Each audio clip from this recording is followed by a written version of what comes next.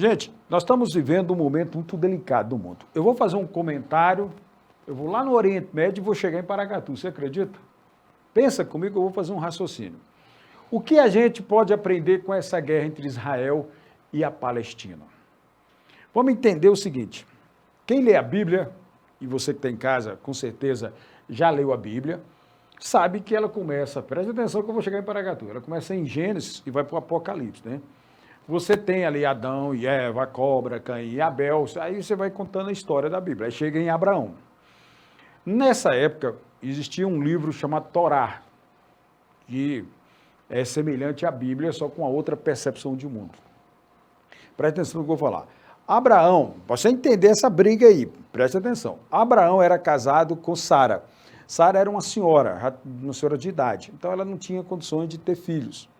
E ela sentia muita dor em razão a isso, emocionalmente falando, que não tinha como dar um filho a Abraão. E, evidentemente, que naquela época tinha que aumentar a família, as tribos, né? E aí ela ofereceu Agar. Agar era uma criada egípcia e ela ofereceu para que Abraão deitasse com Agar. Abraão deitou com Agar, ela engravidou e um menino chamado Ismael. Quando esse menino nasceu, a Sara começou a ficar com inveja, porque Abraão começou a se dedicar a Ismael. E aí o que acontece? Sara consegue engravidar, mesmo já com uma certa idade avançada. Aí nasceu Isaac. Isaac e Ismael. Só que começou um ciúme e não deu certo. E Abraão foi conversar com Deus. Aí Abraão disse, preste atenção, eu vou chegar nessa guerra e vou chegar em Paracatu. O que acontece? Aí Abraão foi, preste atenção, conversou com Deus e Deus disse, eu vou dar um futuro promissor tanto para Ismael como para Isaac. E aí nasceu essa nação árabe, e a nação dos hebreus, os israelitas. E desde esse início dessa história que eu estou te contando agora, há uma terra prometida que o povo hebreu sempre sonhou. Então esse povo sempre brigou, esse povo sempre foi perseguido. Aí, na Segunda Guerra Mundial, quando Hitler assumiu a Alemanha, praticamente quis expulsar todos os judeus da face da terra. E na Áustria, na Alemanha, na Polônia, mais de 6 milhões de judeus foram assassinados.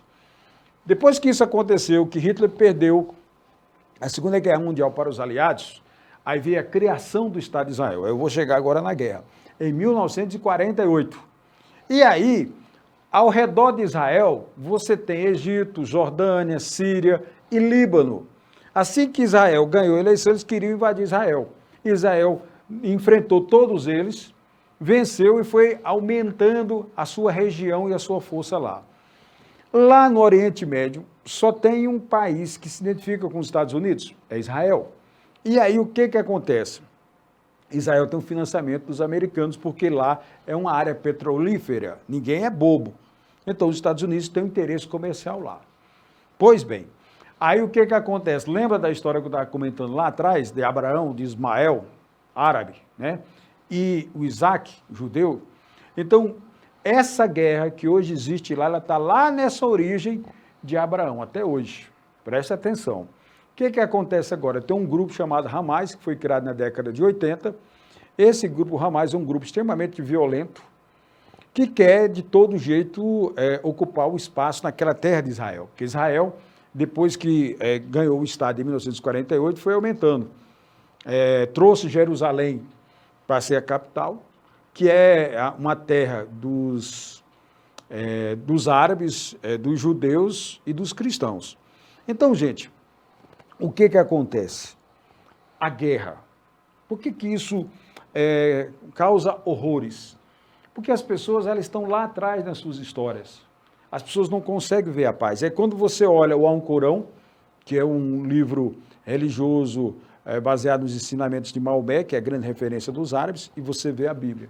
Se você olhar os dois, tem o retrato da violência, da dor e do sofrimento, mas tem a base, que é o amor, é a paz e a felicidade. Então, uma área que em tese andou Jesus, Maomé, que se fala tanto de amor, de paz, é uma área extremamente violenta. Como entender isso?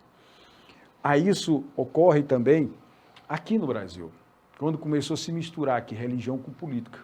Aí começou toda uma briga. Lembra, na eleição passada, o que aconteceu?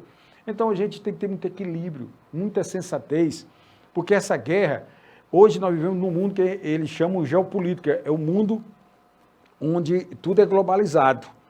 Mas quando acontece uma guerra lá, repercute cá. Nós tivemos a guerra da Rússia com a Ucrânia, agora nós temos essa guerra entre Israel e os palestinos. Se o mundo árabe se envolver, aí você vai ver. Aí, se o mundo árabe se envolver, que é mais ligado aos palestinos, aí você tem uma crise na área, por exemplo, do petróleo. Aí ninguém sabe o que pode acontecer. Aí tem uma repercussão mundial.